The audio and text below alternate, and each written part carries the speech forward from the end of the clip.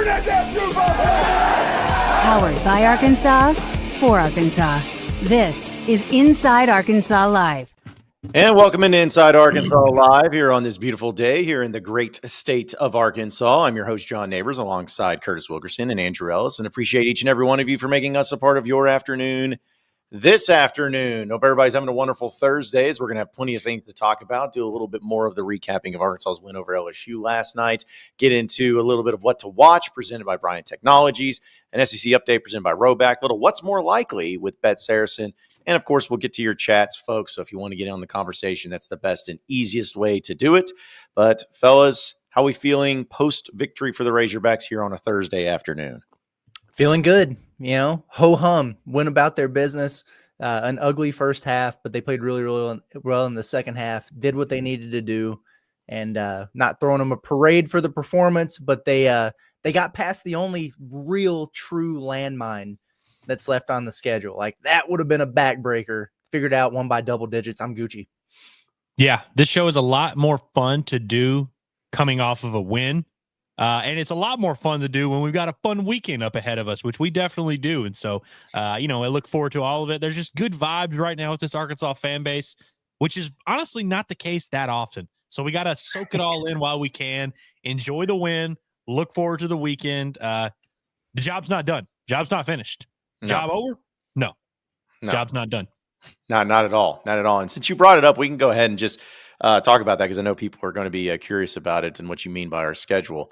So we were on the show yesterday and talked about how busy it was going to be and how we're going to have so much stuff going on this weekend, whether it's with basketball or with baseball and kind of the doubleheader and being switched up. So just to give everybody an update of what it's going to look like for us tomorrow starting at 11 a.m., we're going to do a little early action inside Arkansas Live. We're going to start as a little precursor, pre-game, whatever you want to call it, right before the Razorback baseball game, because, again, they're doing a doubleheader starting at noon tomorrow. So Inside Arkansas Live, we're going to go live at 11 a.m. tomorrow.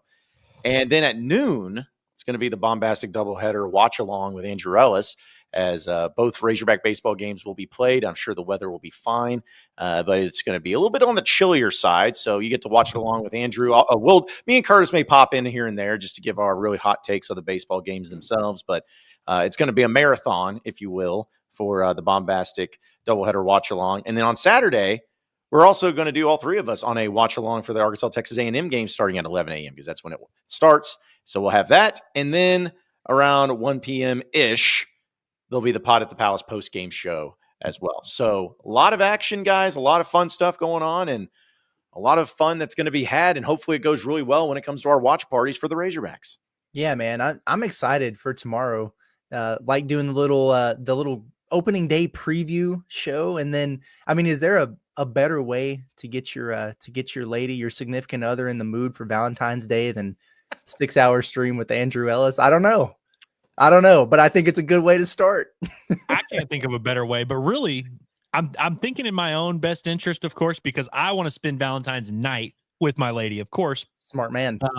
And I'm assuming there are a lot of other people. So this is your way to do that. While you're at work or while you're doing whatever, watch the 6 hour stream, which you should be watching baseball anyway. You got a doubleheader, you got stuff to do to watch that and make sure you're tapped in.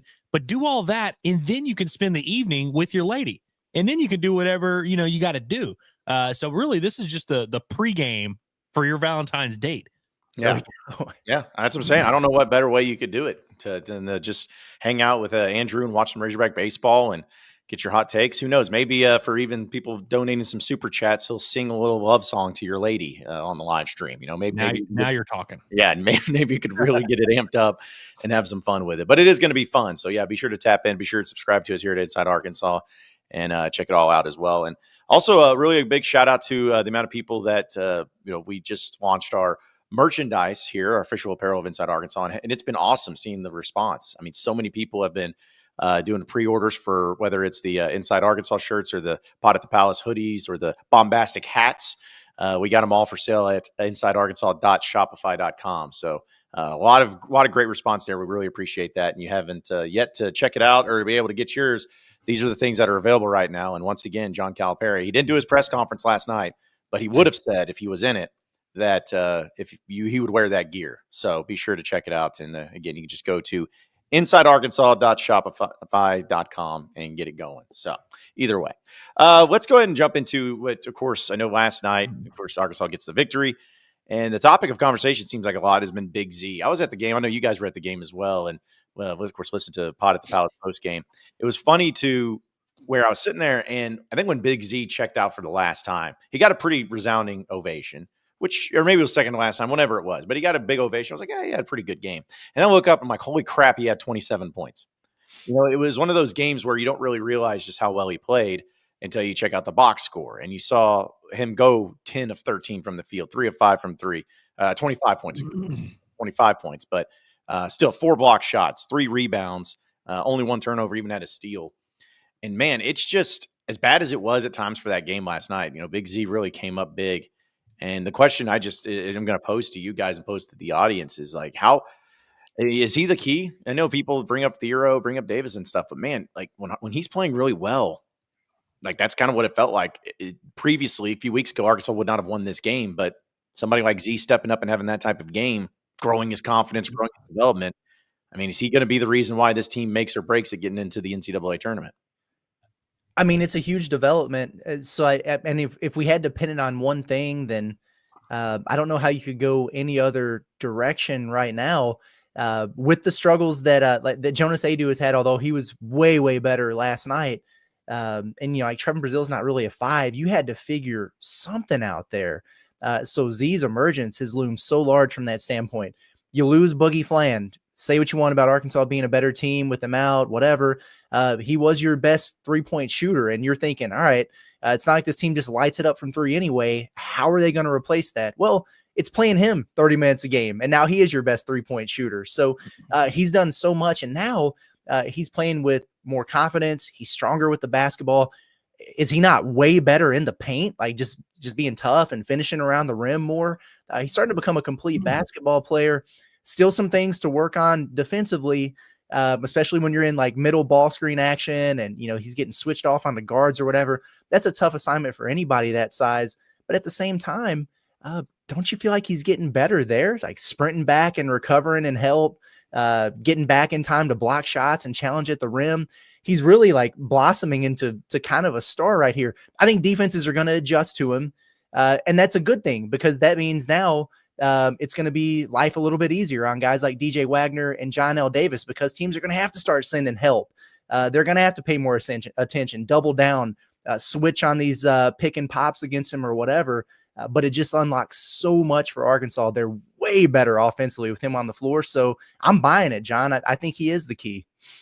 Yeah, I think that last point you made there really is the one that sticks out to me, Curtis, that it sets up, it makes life so much easier on everyone else. I mean, Arkansas for so many years just didn't have any spacing. And it's not like this team is an elite 3-point shooting team by any means. I mean, they took 12 threes as a team last night, and I think Z accounted for half of them. But I think you having a big man, I say big, a 7-footer that stretches the floor, opens up some spacing for some of those guys. Arkansas's guards, ultimately, if Arkansas is going to make a real run and really threaten good teams down the stretch, I think they're going to need their guards to be better than they've been, in these last few games here, or really just kind of most of SEC play. But like you said, I think Z is the key to unlocking that. So ultimately, you still need other guys to step up, but I think Z and his emergence certainly makes it easier for everyone on the offensive end. And then on the defensive end, of course, there's certain matchups that are just never going to be ideal for him.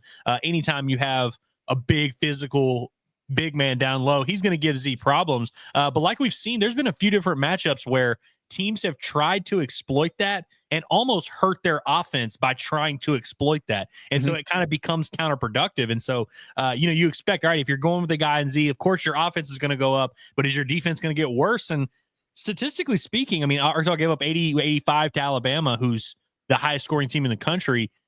That's below their season average, but you look at it game to game, Arkansas's defending at a pretty high level. Held Kentucky well below their season average, Bama below their season average, LSU to 58. Like, Arkansas's been playing good defense here too, and so there's basically, like I'm saying, no downside to this Z emergence, and I think it's definitely going to set the table for some of those other guys who are going to need to step up down the stretch to do so comfortably. And I was looking at, again, you talk about all the ways in his game is developed, but just sticking with the 3-point shooting and everything. I was just looking at the year leaders for Arkansas when it came to percentage, because right now, at least according to Hogs stats, I don't know if this has been updated into last night or not, but Big Z has attempted 83 three-pointers this year. I think we can all feel safe to say that he'll, by the end of the year, have over 100 attempts from the three-point line. If he is to get to that point, and if he is able to keep the same percentage that he is shooting right now, which according to the stats is 43.5% from three-point land, do you guys have any clue where that would rank among Razorback season three-point percentage leaders with a minimum of 100 attempts? I know that's a lot of loaded question. Higher than anyone we saw under Eric Musselman, right? Yeah. I mean, my goodness. Which, by the way, I've been checking all morning. They just updated the stats finally with last night's game on ArkansasRazorbacks.com. Shout out to Mike Kaywood.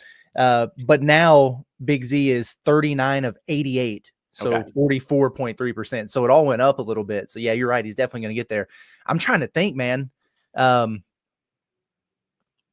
Well, I will give you a hint. There's only, at least in the modern era, because it's like I'm taking it from like kind of the SEC, or at least with the three-point line.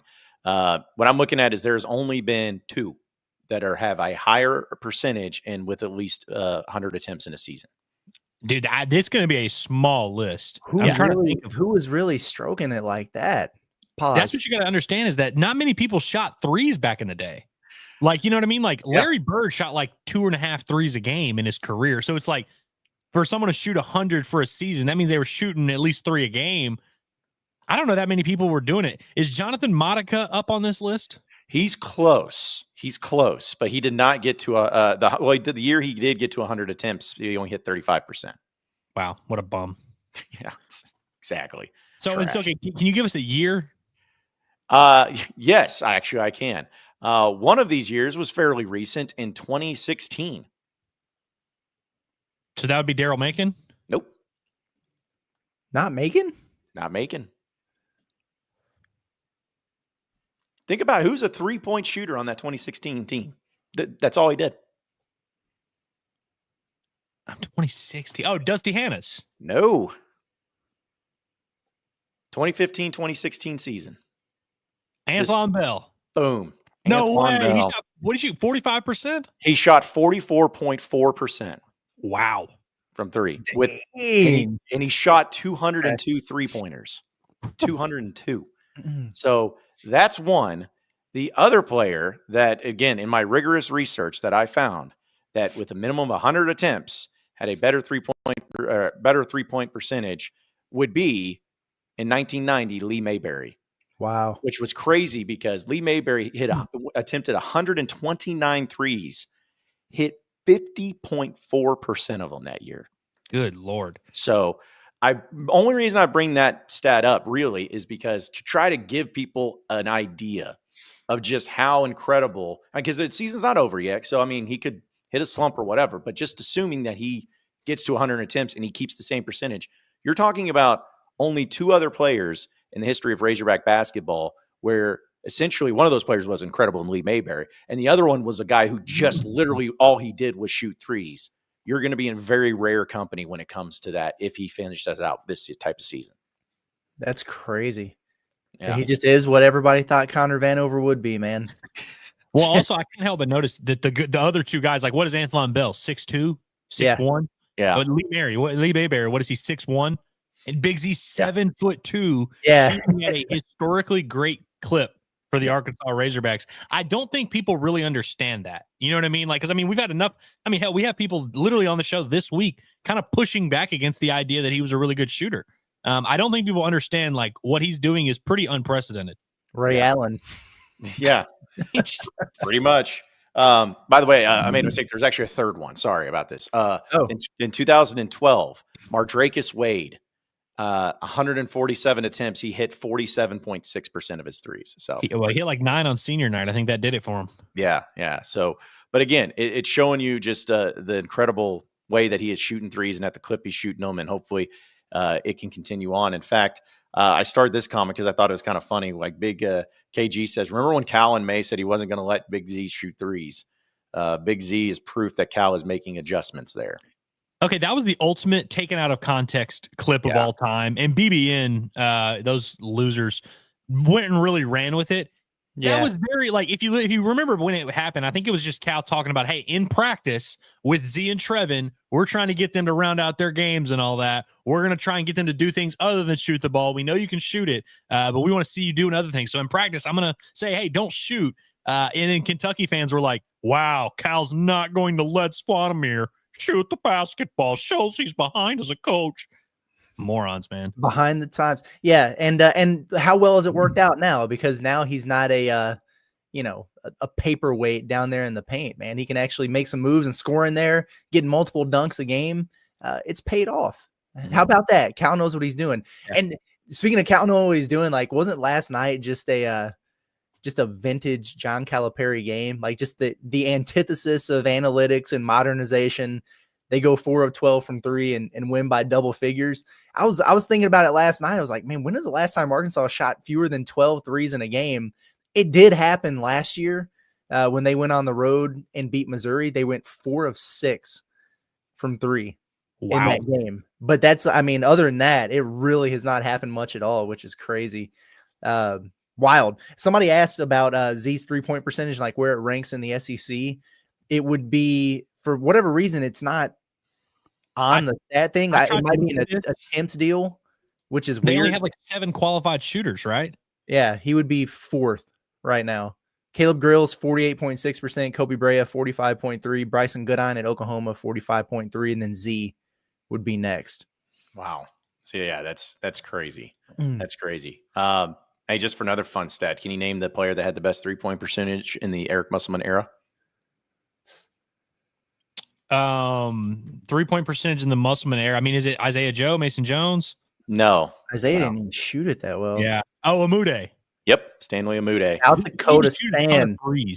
Yeah. He was like, I think he was around 40% or something like that. 37%. Yeah. Yeah. So, but yeah, it was just funny to see like some of these players, like in 2019, Desi Sills led the team in 3-point percentage. Cody Clark once led the team in 3-point percentage. Naturally. Yeah, sometimes you just see this. And then what is the funniest thing, I think, when I saw this is that Patrick Beverly led the team in back-to-back years of 3-point percentage, and he's like in the NBA and has never really been known for that. So either way, good stuff out of Z and what he's been able to do, and hopefully he continues it on. He's fun to watch because it's just like he's a weapon that you can't really prep for. I know it's kind of cliche to say that, but I mean, you can't mimic in practice and in scouting a 7'2" dude that can shoot threes. I mean, you just can't do it. So John, it's been awesome. Yeah.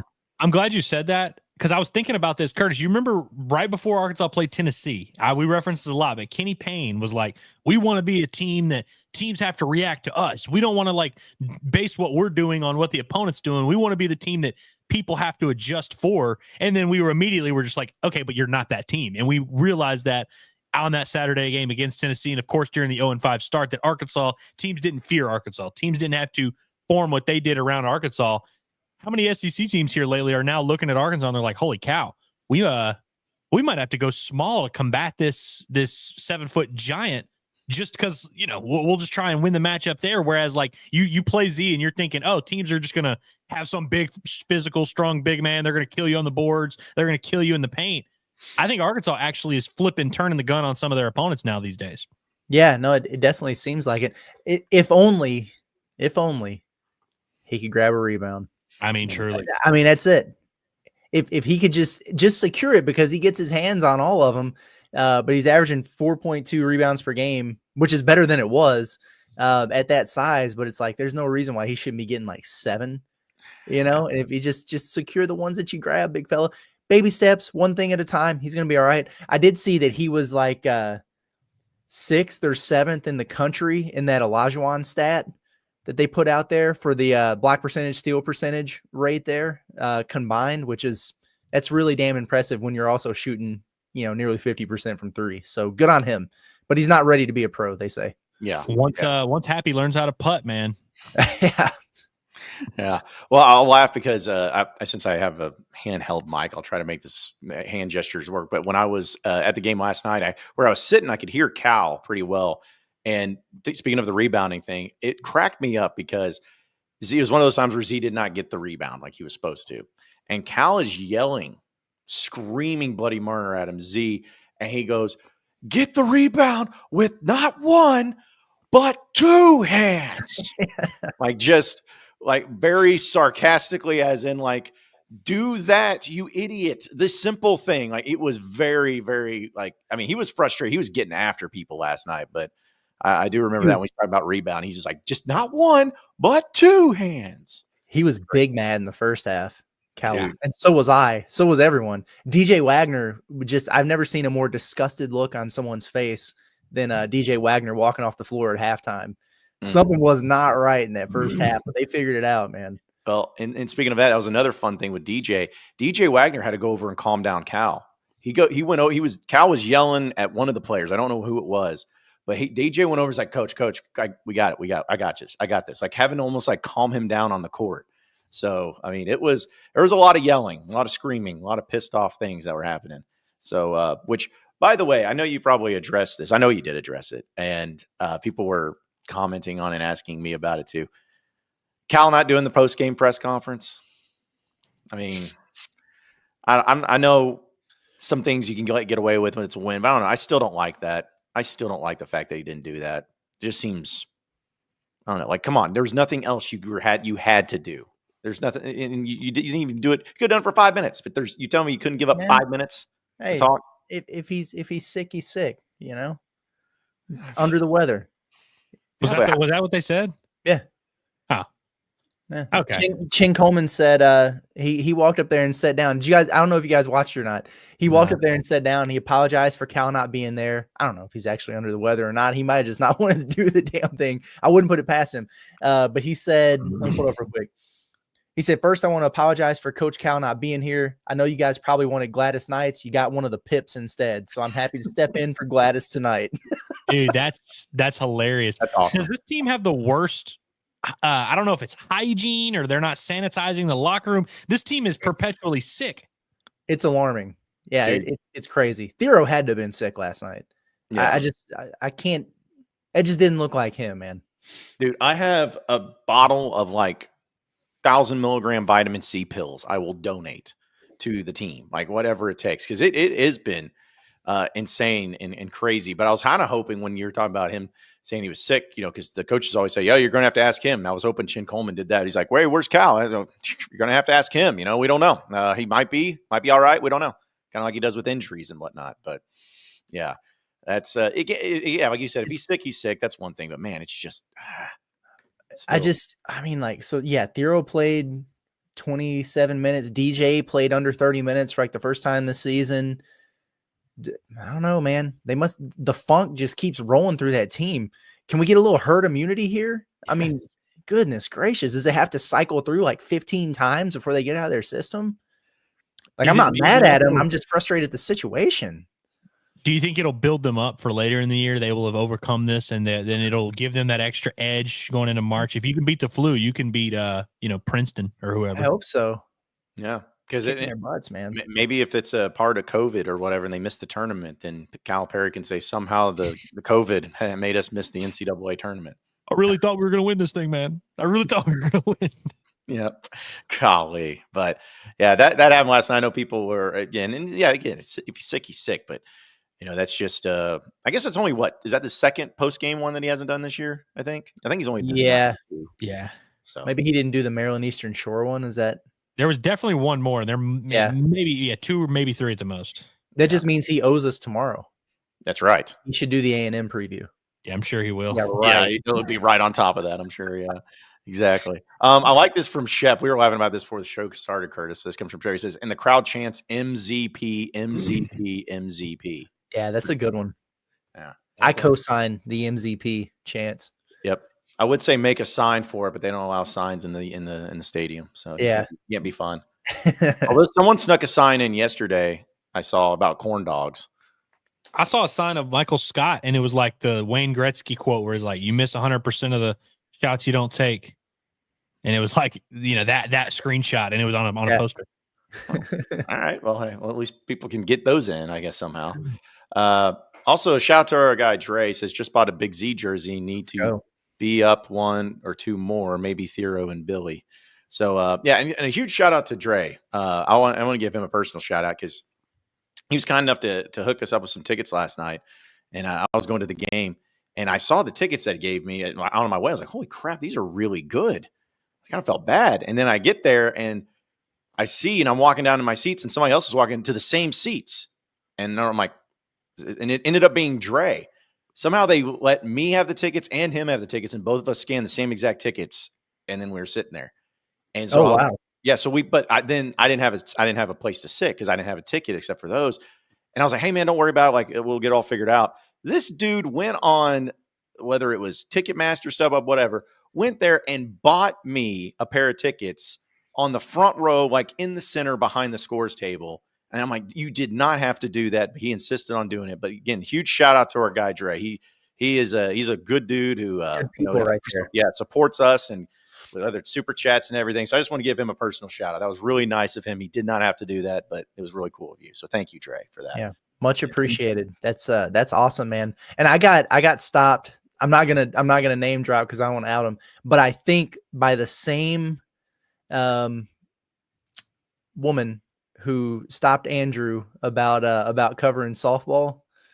Carla. Yeah, she told me she talked to you. Yeah, yeah, man. the heat is on. Like, we got to get to some softball games. Okay. I was gonna say, I was like, man, she's adamant, but no, Yeah, I saw Carla and I was like, so you know nice. what, respect. And she told me she talked to you. So yeah, I'm glad you got the same chewing that I did. Yeah. Oh, yeah. Hey, listen, I plan on doing it. I went to like, I think a soccer game in the fall and everything, but I want to go to like when, there's an event or when there's stuff for other sports. Cause I do enjoy going to, I mean, I've been to the gymnastics meets and those are pretty fun. So No, those are awesome. I'm all for going to some softball, man, because they're good. And if they get a good team in there, it's pretty cool. Like a rowdy little intimate environment in there. It's fun. Mm-hmm. They'll probably host again. So yeah. Bogle Park. Yeah. Getting lit. And I remember I got offered, this was years ago, not offered, I should say, but like offered to put in on it to get like a suite for the softball team. Like they had suites in there. That's yeah, cool. They got suites. And they have that I only have like 6. But I was like, looking back, I was like, man, I should have pulled the money and just kept it and just be like, yeah. So I got a suite to the softball games. It's like it'd be a good spot to hang out and to chill. So don't get into a bidding war with our old partner. Yeah. Suites, so. Yeah. Only difference is I would actually pay. Yeah. Let's see. Also, like this from Camo Game says Z3PO. Yeah, no, that's good. I'm down. Yeah. The golden trash can one. Curtis like to say he's the golden trash can. And also, shout out also to Curtis because Double H was out. Said Curtis out here violating BBN on Twitter. Thanks for the laugh this morning. Yeah, he did. Put him in a body bag is what he did. Yeah, it's weird behavior to try to come in and have these little subtle flexes at this point. Don't do that. Hey, it's over. It's over for now. All right. Listen, here's the thing. All right. Since February 1st, when these two teams met, Arkansas is the 13th best team in the country and Kentucky is the 49th. All right. If you want to run it back a little bit to since Boogie's been out, Arkansas is 27th, Kentucky's 29th. Kentucky has a better resume. Cool. Kentucky has had the better season overall. Cool. Right now, Arkansas is the better basketball team, and they kicked your ass in your own building. Stop talking to me. Just stop doing it. You'd think listen, because I get it. Again, if you want to have different conversations, we can do that. But we kicked your ass. We took your coach, went right into your building, slept with your wives and kicked your ass. You don't get to say anything at that point. You just got to take the L. We took the L all year leading up to the game. We didn't say anything.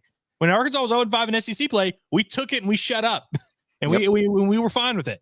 And then now we win, and we're not even we haven't been starting these conversations. It'd be one thing if we were doing the show every day and we were like, hey, remember when we beat Kentucky? But they come in here talking shit, and it's like, all right, well, then we're just going to remind you what happened when that happened. Like, I just don't understand how anybody comes in here and is like, oh, yeah. Well, maybe in. It's crazy, man. Well, especially where it's like, I always give credit where some credit is due. Like even the KSR guys, which, we met, we were good with them and all that. They did some trolling stuff on occasion when Arkansas was at their demise, but I haven't heard a peep out of them since. And so it's like, that's the deal is I mean, if I was in the reverse roles, if I was a Kentucky fan, I was like, I wouldn't say a word. And also, as I kept saying before even the Kentucky game happened, I'm like, BBN, why don't you wait until you actually go into the tournament and then win a game? Because that's been your whole thing. And Mark Pope has not done that yet. So until that happens, I would say just chill. And then if he goes into the tournament, wins a game or two, okay, then yeah, start crowing, especially if Arkansas is not making the tournament or whatever. Careful, But John. Careful. Just saying. Big Blue Flavor Saver is going to clip this and put it on Twitter. Yeah. Let them do it. I appreciate it because it gets more views on us. Like, we win when you do that. Thank you. Like, I do also want to clarify, like, those are the rules. That's how it works. Where, like, if you say you make the Sweet 16 and Arkansas ends up missing the tournament, yeah, you can do a little flex and be like, oh, hey, you won the game, but we had a great year. Cool. You know, we will take our L. We will be like, all right, cool. But like, when the most recent thing that happened in the rivalry is an ass kicking in Rub, it's kind of crazy to like initiate conversations. yeah, I don't get it. But there's a lot of things I don't get about Big Blue Nation. So it's just part of it. But I'll tell you what, we'll go ahead. Since we've been talking about Big Z, we'll use it for our question of the day presented by Alumni Hall. You can go to insidearkansas.com/Alumni Hall to get to shopping on the ultimate Razorback shopping experience when it comes to all Razorback gear. Probably going to need some of that warm gear this weekend if you're going to the Razorback baseball game. They got plenty of it right there in store at 3417 North College Avenue. So head on in there. Tell them that Inside Arkansas sent you, and you may get a prize for it. So head over to 3417 North College Avenue, get you some warm gear for the weekend for Razorback baseball. It's Alumni Hall, the ultimate Razorback shopping experience. I just wanted to ask the audience. I know we've talked about it, but ask the audience. When it comes to Big Z, is he the greatest or the best offensive threat that Arkansas has right now? And overwhelmingly, 88% say yes. So I kind of felt like it was going to be the case, but wanted to double check and make sure. And then I should have said, if you said no, who? I'd like to know who people think is not, if it's still like Thero, maybe no, I don't know who else it would be, to be honest, but anyways, overwhelmingly, people are really big on Big Z. They needed, and here's another thing too, just a side note. I'm not going to talk about the crowds and everything. I've done enough of that, but man, marketing, promotions, you idiots over there at the university, if you had a brain in your head, you would promote the crap out of Big Z at these games. Make the big Bobby Portis thingy. Do that with Big Z. Have Big Z hair night where everyone's got the widow's peak. Do something like really embrace and have fun with the Big Z character that he is. If you have a brain in your body, because I think that'd be really fun. I think people would really get into it. It's crazy just that few weeks or whatever, that drop off that Z had where he was just unplayable, how that's impacted things. Because remember early in the year, Z was him. Like when Jonas Adu was out and everything, Z was balling out for Arkansas then. And then his numbers dropped so much that he just had these 2 games where he went for 27 and 25, and he's still not averaging double figures on the season. That's wild to me, man. It's just wild. But that's because he had a couple games where he'd get in for like one rotation, like turn it over or something, then he wouldn't play again. And you just get a nothing burger on the average. But yeah, 9.4 points per game. I keep expecting to look and be like, oh yeah, he's right behind, Thero in points per game. But no, like you got Thero at 16, DJ at 10.5, Nelly at 10.3. And then there's Z after that. It's crazy. He's got to get to double figures average by the end of the year. Has to. Oh, he definitely. Yeah. I mean, I always say he might do it by next week. Yeah. I want to give respect to Dude Thero because obviously he's Arkansas's leading scorer for the year. He's led them in scoring a ton. I don't know how many times, but I would imagine maybe half or more of the games have been led in scoring by a Dude Thero. And he obviously still does a lot of great things. He wasn't great last night. I don't know if he was sick, whatever. In transition, his athleticism, his just tenacity, driving to the rim is always going to be a huge deal for this Arkansas offense. But I think what we've kind of learned here in SEC play is when teams kind of force Arkansas to play half court, Big Z is the key to opening things up. And so I think he's definitely at this point the best offensive threat. And now Dude Thero is still going to obviously have some awesome games. Hell, he might still lead Arkansas in scoring down the stretch. But when you're talking about overall offensive ability and what these guys bring to the table, I think Z definitely has a little bit more of a bigger impact on Arkansas's offensive flow and just efficiency than I think anyone on the roster at this point, for sure. No, I do too. And I think that I don't know. I'm hoping also by him having these games that it really opens up some other people when you start playing against some really good teams that are like, hey, we got to find a way to keep the ball out of this guy's hands, especially when he's on the perimeter and all that. And it just opens other guys up, whether it's Nelly, whether it's Thero, whether it's Wagner, just whoever. That's what I mean, again, I hope that he continues to play really well, and it'd be awesome if he could, average 20 points a game the rest of the way. But I'm really hoping that even if he can't, or even if some team does find a way to lock him up a little bit, that because of that, it takes the attention away and opens somebody else up. I mean, that's realistically what you want. It was happening last night, man, and they weren't taking advantage of it. Teams are going to start doubling him in the post, and they're going to get some rhythm threes out of it. But they're switching on the ball screens to take away that pick and pop. And like time after time, you were getting DJ or Nelly, switched off on a big, and they're attacking and just missing the damn layup.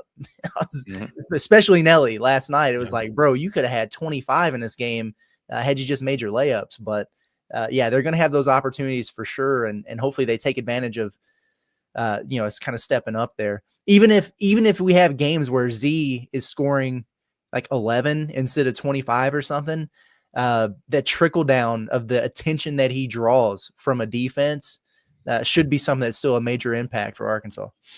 Yeah, we've said this a lot, that we were like, man, if Arkansas's backcourt could just make all the open shots they're getting, they'd be in great shape. And that continues to like hold true. But it's nice that we have that Kentucky game, which kind of shows you exactly what that could look like. If DJ Wagner really picks things up as a scorer, what do you have, 17 in that game? Nelly Davis that was clearly his best game of the year. And you also had Z and Thero making shots. Of course, it's easier said than done to just get your top 4 guys going. But one thing that I really like is, we sat there and talked about who's the best offensive threat, Thero or Z.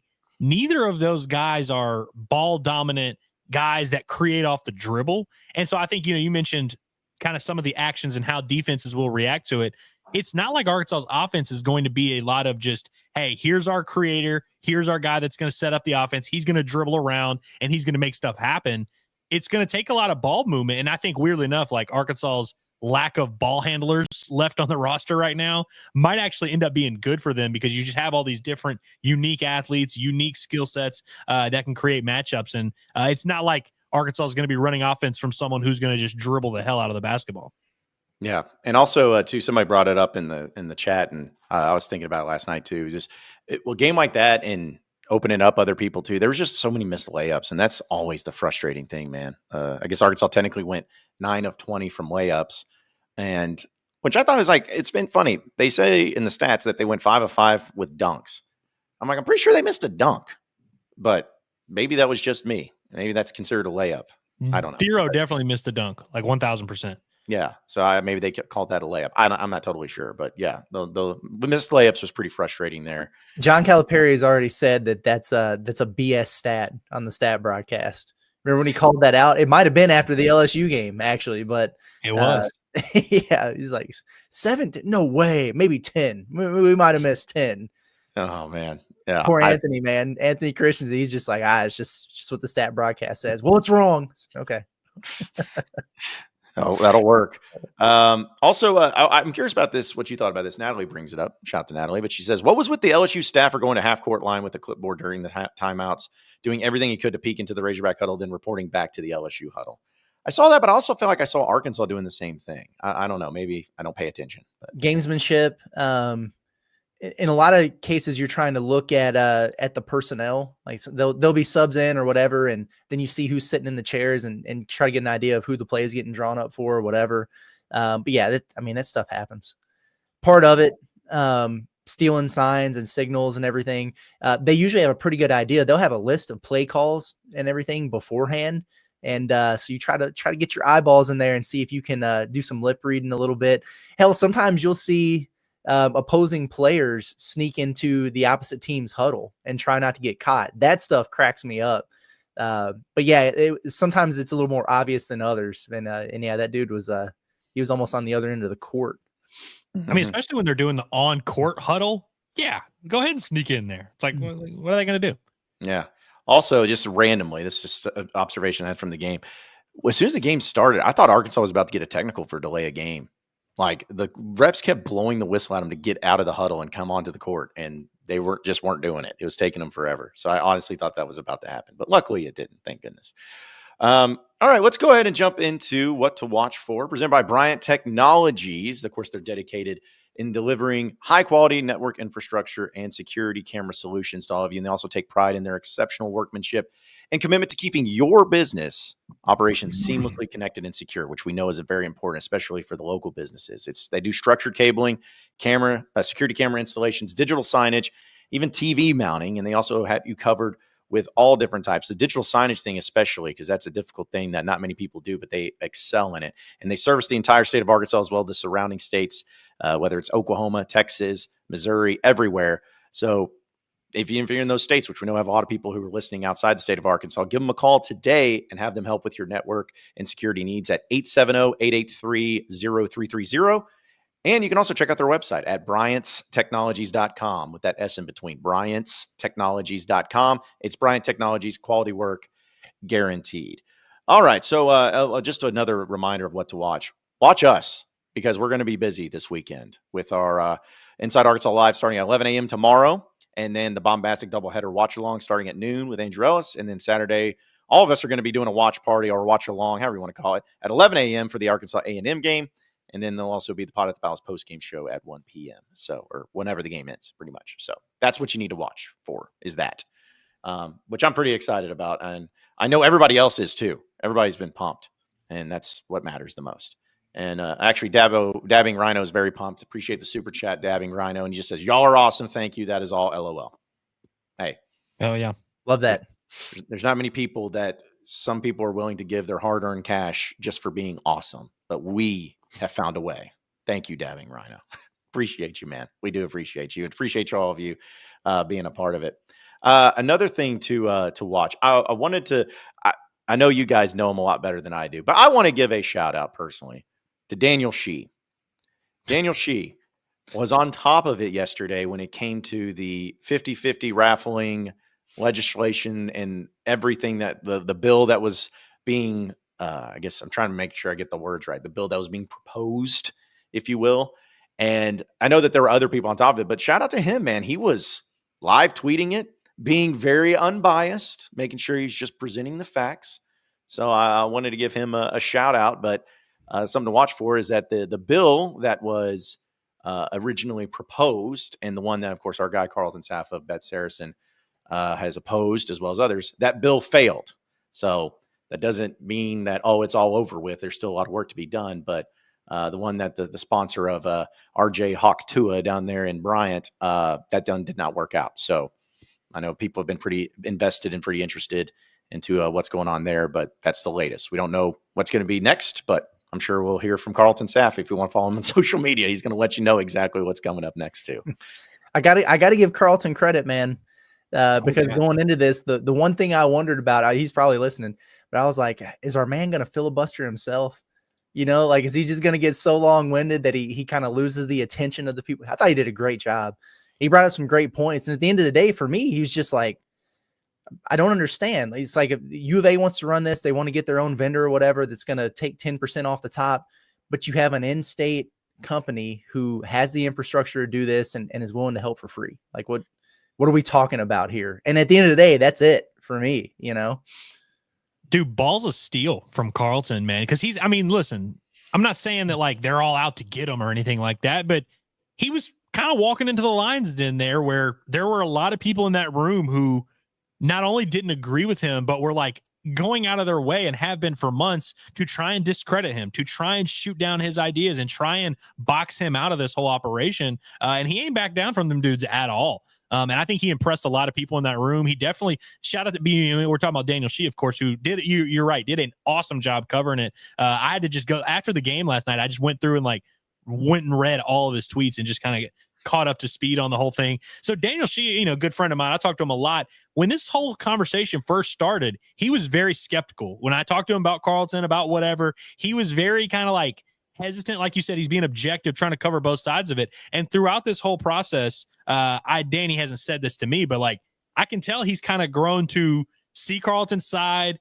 thinks he made some good points, which he obviously outlined yesterday on his on Twitter, and go check that out if you haven't. But it just really made me proud to see Carlton fighting so hard for something that he believes in, something that, obviously he knows what he's talking about. He's not just talking out of his ass. He's been working on this, researching this, going through everything, turning every stone to try and make this happen, and trying to help the University of Arkansas. And that's ultimately like, look, I'm not saying people have to agree with everything Carlton says, or you have to just, no matter what, go with whatever he proposes. But it's a dude that is from the U of A, went to the U of A, loves the state, loves the university, and he's trying to do something that he feels like would really raise the ceiling for this program and this university. And I don't know, and it seems like people are so resistant. And it's like, at least tell us why he's wrong. At least poke holes in his argument. And I just haven't seen enough people able to really do that. Or show that you have a plan to actually effectively handle it yourself, which Hunter Yurchek frankly didn't do. Didn't really have an answer for the question of like, okay, well, how much is like, what's the bill on getting this thing up and running? Like, what's that going to look like? What are these costs that are going to be associated? A lot of questions there that he didn't really have answers to. That's why you let somebody handle it who knows what they're doing, in my opinion, on top of the fact, or I don't know if it's a fact or not, but it certainly seems like the point here is to generate as much NIL as possible. And that this way with Carlton is a way to generate way more funds than what we're seeing at Kentucky or Missouri or wherever else. And then they just know what they're doing. Like, they just have the infrastructure to handle it. It's wild to me. I understand some of the hesitation. I understand wanting to have control. That's all fine. But like, we can't even control our own collective right now. So how the hell are they going to do this right? I just don't know, man. That was my biggest thing. And like, just exactly what you said. It's like, I know everybody handles their own things differently, but like, I'll be transparent about it here at the company of Inside Arkansas. I have a CPA. You know why? Because they are better at what I would need to do when it comes to taxes and everything than what I would be. Sure, I could do it on my own. I could go and look at it and learn all that. But I'd rather somebody else who's a professional who knows what they're doing do it, so it's done the best, it's done right, and there's no hiccups and there's no problems, and it's something off my plate. That's how I view this whole thing when it comes to the 50-50 raffle. Yes, you could do it at U of A. Yes, you could. I mean, it's probably got some perks there, but let the people who are in gaming do the gaming, and you can still reap the benefits of it. You can still get all the money. You can still get, and it's just something less that you have to worry about. And that's the one thing I just don't understand. I don't know if I just assume it's always political, that someone's bought and paid for or whatever it is. But I know that Carlton was really disappointed in Hunter Yurchek and was really upset with his arguments that he made. And so much so I laughed because Carlton's Twitter avatar now is a Razorback logo upside down. So Crazy, man. He was pretty upset, but like, just, I don't know. Again, I know that there's a lot of stuff and a lot of ins and outs that go in here, and we're not a political show. You know, we talk sports, we talk Razorbacks, although this is very much directed with the Razorbacks. But I was glad to see that the bill failed, and hopefully there can be some movement there in trying to get the most NIL for not just the University of Arkansas, but for everybody, every school in the state, and being able to do it in a way that can be beneficial to everybody, and especially to companies here in the state. Because that's the thing. It's not like it's FanDuel or somebody else that's national. BetSaracen, Arkansas is the only ones that they're in. That's the only state you can bet with BetSaracen is Arkansas. So it's a local company there. I just hope that something gets resolved there. But still, I had to give a shout out to, again, Daniel Shee, because I just laughed about it because I did not know he was going to do that. I'm like, man, here I am. I never thought I'd dream in a million years I'm refreshing Daniel Shee's Twitter like crazy, just trying to see what the updates are. But he did a good job with it. He did a good job. I'm sure that none of this whole resistance to the idea has anything to do with Saracen kicking every other casino in the state of Arkansas's ass when it comes to online gambling, sports gambling, whatever it is. I'm sure it has nothing to do with that. No, there's nobody takes that personally, and nobody gets upset by that. Nothing at all. And then last thing I'll say about it too, kind of to the point you made, Curtis, is like, I brought this up on the point of my lockdown, but I'm like, man, how do you, like right now, I'd say if the approval rating or the trust level of fans with the University of Arkansas Athletic Department might be at one of the all-time lows, like when it comes to trust, when it comes to, hey, that you guys know what you're doing, you guys are going on a path. So that's another thing I think that really hurt, whether it's Yurchek or anybody when they're coming out against this, is like, fans are like, dude, why would we believe anything you guys say and what you guys do? I mean, everything we talk about the Arkansas Edge and how disastrous that's been. We talk about the NIL in general and how there's nobody really knows what's going on with it. It doesn't look like it's very good. You keep coaches on that people want gone. It's like the trust level's low. So anything that you say, I think most fans are going to be like, nope, don't buy that. We don't want you guys to be in charge of this raffle 50-50 because it could go just the same way as the Arkansas Edge, where it just kind of falls by the wayside and nobody does it. So it's craziness. I think, for me, I was thinking about this yesterday. I've said this before, that I feel like the University of Arkansas doesn't view itself as an athletic department as one that can be the best in the country, in any sport. I don't think they truly believe that. I don't think they operate that way. And look, there's plenty of reason to understand why they would not feel that way. Why, you can make a case. Hey, can Arkansas really be the best football program in the country? I don't know. But I feel like the people who are in those positions should firmly believe it in their heart. Whoever's the head coach of the football team should firmly in his heart believe, hey, I can build the best program in the country here. We can be on top. And I think a lot of times with this athletic department, they kind of make it clear how they view Arkansas, how they view where they think Arkansas could rank. And I think when it comes to this 50-50 deal, it's another way of this university being kind of resistant to taking big swings, to trying to compete at a national level, to be at the forefront of something. I think they're kind of just okay with being a pretty good athletic department, which Arkansas, let's be clear, is top to bottom, pretty good athletic department. I mean, what did they finish in the Directors' Cup? 12th, 13th? That's good. Important. It's pretty good. I think that's fine. Like, I think that the University of Arkansas is perfectly fine with that. And it just sucks because I know the fan base is happy about the success they've had in a lot of different sports, but I think there's a hunger and there's a drive and there's people that want to see these programs compete at the highest level possible. And I don't think the fans, to your point, John, believe that the athletic department is doing everything they can to make sure Arkansas competes at the highest level possible. And that's ultimately all you really want. Well, they come across as followers, not leaders. They come across as reactive and not proactive. And the way that it was, presented yesterday was that if they did it the way that it was presented, it would be better than nothing. Well, you don't want better than nothing. Right. Like, when is Arkansas going to be out, like you said, on the forefront of something? When are they going to be the ones that take the swing? They'll wait, and eventually someone else will do it this way. And then they'll come in and drop in there late, and then everybody else is going to be on to the next thing already. They just perpetually stay a step behind everyone else, and it's frustrating. Yep. And also to that point, yesterday I saw that the comment was made in the comparison, because I think when we were there for the Kentucky-Arkansas game, they had a 50-50 raffle that raised a whole whopping like $5,200 for that whole thing.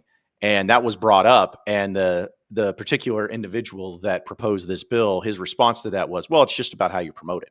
If you promote it better, it'll be better. I'm like, nope, that's not it. Like, that's not it at all. Like, it's just, again, it goes to the point of, like, we've been talking about what we've discussed. It's just, I don't believe that they would do the right thing. I don't think that they do it in the right way. And the fact that that was how it was presented, Curtis, like you said, it's better than nothing, is so indicative of all of it, where it's just, hey, we're over here running the department, an athletic department. As long as we're making more money than we're losing, y'all should just shut up and we not even care. That's how it feels.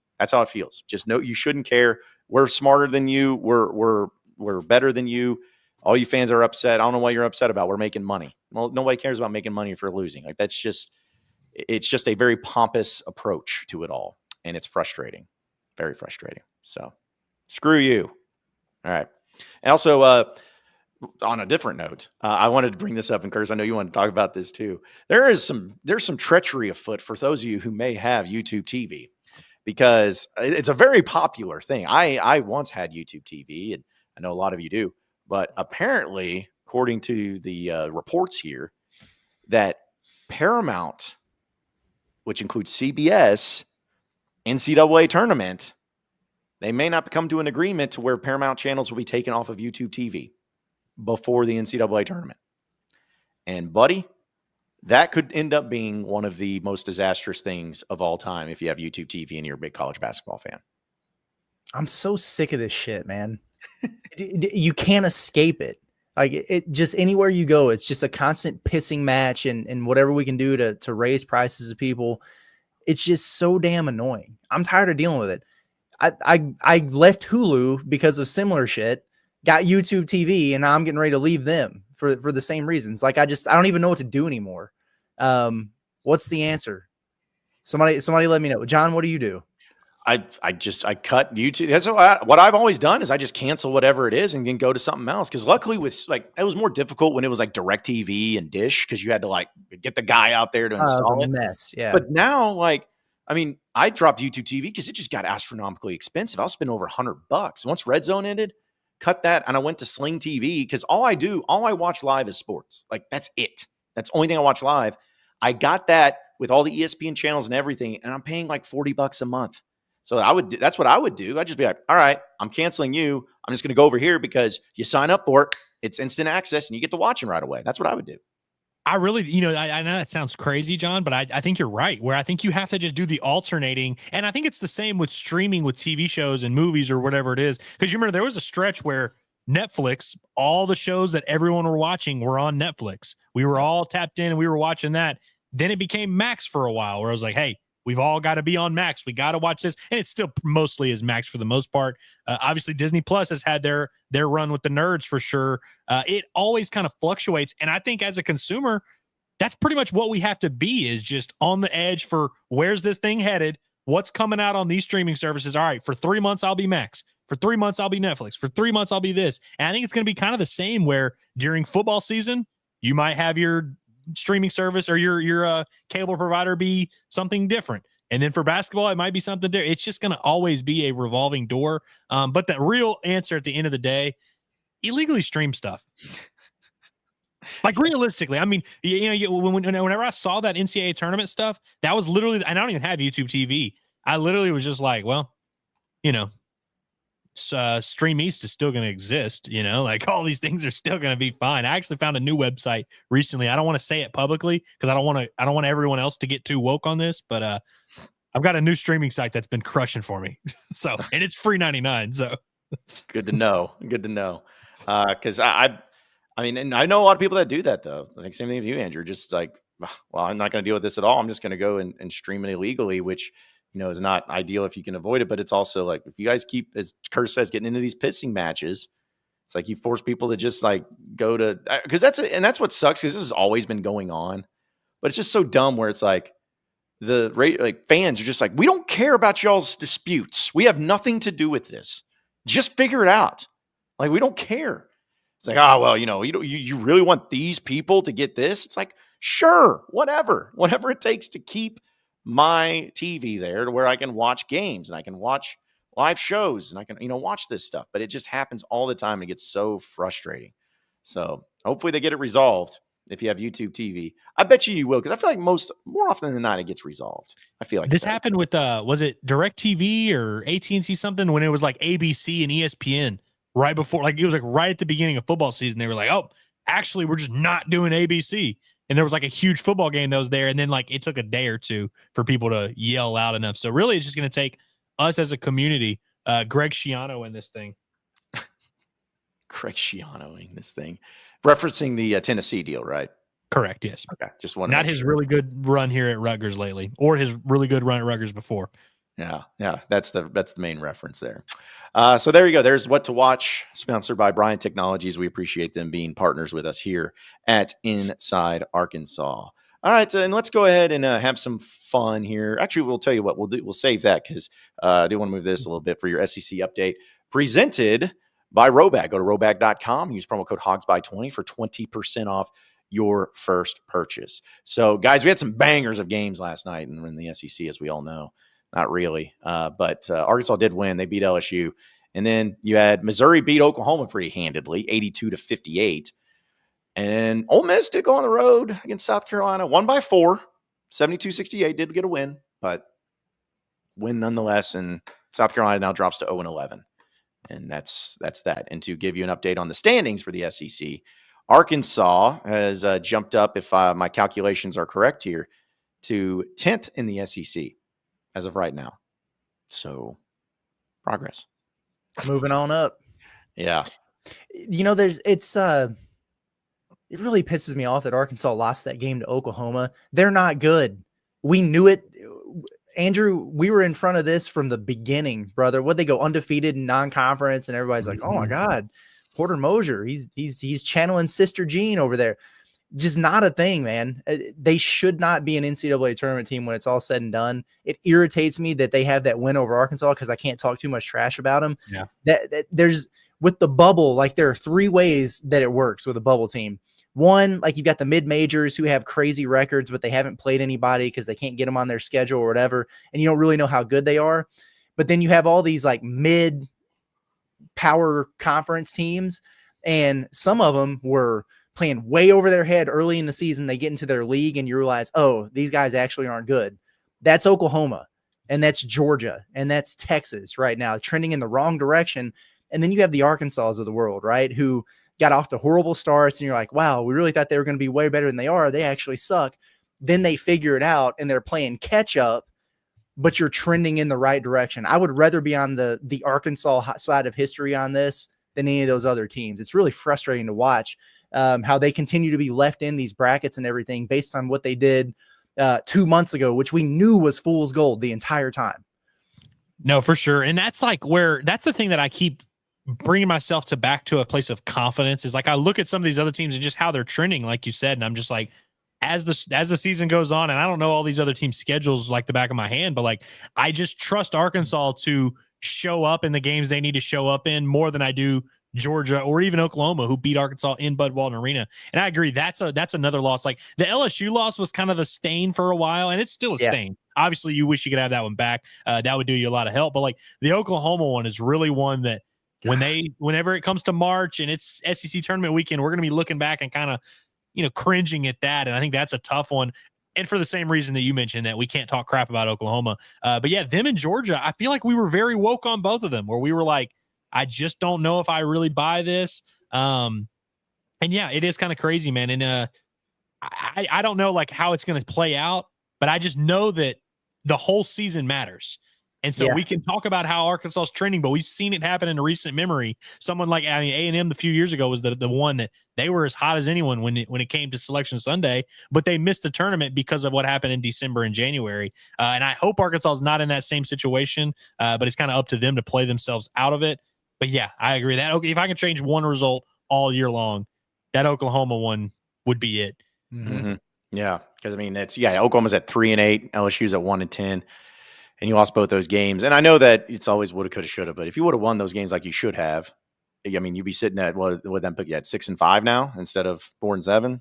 So yeah, and then 17-7 overall. Like, this wouldn't even be a conversation. Arkansas would be getting buzzed as like a 6 seed. Yeah. Literally, if they were 6-5 in SEC play right now, you'd be talking about Arkansas. We'd be having an argument about whether Arkansas or Kentucky would be a higher seed. Yeah, man, missed the boat there, but still a long way to go. And yeah, it's still really annoying to do. I also wanted to mention this real quick. This is kind of off topic, but still with SEC. They always talk about court stormings and field stormings and all of this stuff, and people trying to figure out ways to, combat it. Well, Greg Byrne, who's the athletic director of Alabama, has come up with an idea. He says, if we said that the home team, if they storm the field or the court, they're going to lose the game right then and there, then that would stop it immediately. He just says, where you forfeit the game. If you're the home team and when they storm, if you forfeit the game, that's how you stop it. Just shut up. Some of the worst logic I've ever heard. That's literally, I'm not kidding, guys. It's going to sound crazy. My first reaction when I heard this, that's literally like saying, well, if you don't want people to, if you don't want Patrick Mahomes to win the Super Bowl, why don't you just kill him? He won't win the Super Bowl if you kill him. It's like, yeah, if we make stealing punishable by death, yeah, I'm sure the stealing, the thieves would go down. But it's like, is that really like what needs to happen? We need to take wins away from programs because their fans run on the court. Like that just seems like a harsh overreaction. I would start infiltrating road games and storming the floor to get the decision reversed. Man, it's crazy. Yeah. Well, and also what cracks me up is like, it has to be Greg Byrne of Alabama saying this, because Greg Byrne from Alabama, they haven't stormed fields with Bama football. They haven't stormed courts with Alabama basketball here lately. So it's like, yeah, we need to stop this. Because you don't do it. But for other places, it's a cool moment. And I know we could spend all day talking about this, but like I think that I think what the way it's in place is fine. But what this tells me is like, I don't want us to be as a university punished. We need to punish the fans for it because they're the ones at fault. Like that's how it comes across. It's like, it's not our fault. We shouldn't have to pay for it. We don't have to pay this money. The money that we get, which millions upon millions of dollars, the fans should have to pay for it. And how are they going to pay for it? Well, they'll lose. It's like that's how the approach comes in. So what's wrong with the premise of the schools just being fined? And I know that's his thing is like he has to pay it. That's why he's mad at it. But I'm like, it has cut down on the number of court stormings and field stormings. It kind of incentivizes teams to not do it, but you still get it every now and then. Like I think we're all kind of okay with the premise of it. You can't do it every week, obviously, because then you end up paying millions in fines, but you can do it about once a year. Like I feel like it's just not really that big of a problem in sports. It's not really that big of a problem in society. Shut up, Greg Byrne. Yeah, that's all you got to do is just shut up and stay in your lane and do your thing. And just heaven forbid you have to pony up $250,000, which you won't have to do. So what do you care? Like, because you're not going to storm any courts. So, but yeah, dumb stuff there. But I tell you what, we're going to do a little what's more likely with our friends over at BetSaracen. Download the BetSaracen app and be sure to do it not only on your iPhone, but on your Android. You can also go to BetSaracen.com and get to winning big and sports betting. Like they had so many different specials and whatnot for Arkansas and LSU last night. They got some baseball picks right now before the season starts up. Which, by the way, Andrew, did you win your parlay that the thing you put out? I didn't see the only one that hit. So I put like 4 of them on there. I sprinkled like all of them. The one that hit that saved me was Big Z to score 10 points and Arkansas to cover, which both of those things happened in like the first half, or really Big Z got his in the first half. Arkansas had to work for that cover, but that was huge. The Nelly, by the way, there was a bucket where Nelly Davis straight up tipped it in and they gave the points to DJ Wagner. Did y'all notice that happen? I didn't see that. Okay, this explains a lot to me. Yeah. No, this happened. And if now, luckily, Nelly only scored, I think Nelly scored with 11 points, and then I needed him to reach 15. If he had scored 15, I would have had a very productive night last night. If he had 13 and that cost me, I would have dead serious reached out to Mike Kaywood, reached out to whoever, probably even reached out to Carlton and been like, hey, that's BS. He straight up tipped the ball in off a DJ Wagner miss. And then the PA guy goes, DJ Wagner. I remember this. And the stat broadcast gave it to him and they never corrected it. Irritating. I guess I need to go back and check that out. It did piss me off when they didn't give Arkansas the goaltending when, even though I guess was it Carter Knox, like put it back in and they're like, they went back to review it. They're like, actually it wasn't goaltending. So, but yet the play, like, even though he tipped it back in, it would have been a counted basket, even if they didn't call the goaltend, but they didn't give him the basket, just give him the ball back. I'm like, okay, there was no stoppage in play either. Yeah. It's like, that's crap. I hated that. I know the rule. I understand the rule and I understand why they did what they did. But like if in football, you have the immediate recovery, we're allowed to just like use common sense there where we're like, this would have happened. Hell, in baseball, they do it where like if you hit a ball and a fan interferes with it or whatever, or they give you second base. Like if there's a fair foul call that they call foul on the field and then they review it and say, actually it was fair. They let the umpires choose what would have happened. Would he have gotten a second? Would he have gotten a third? That's what I feel like should have happened in that situation, especially since there was no whistle, no stoppage like that. I mean, it's not a big deal, but like, I don't know. I wish we could just get things right sometimes. Would be nice. It would be nice. But let's go ahead and jump into what's more likely to happen here. And we'll do this. Some of these have been submitted to me. So, if they're bad, don't blame me. Don't shoot the messenger.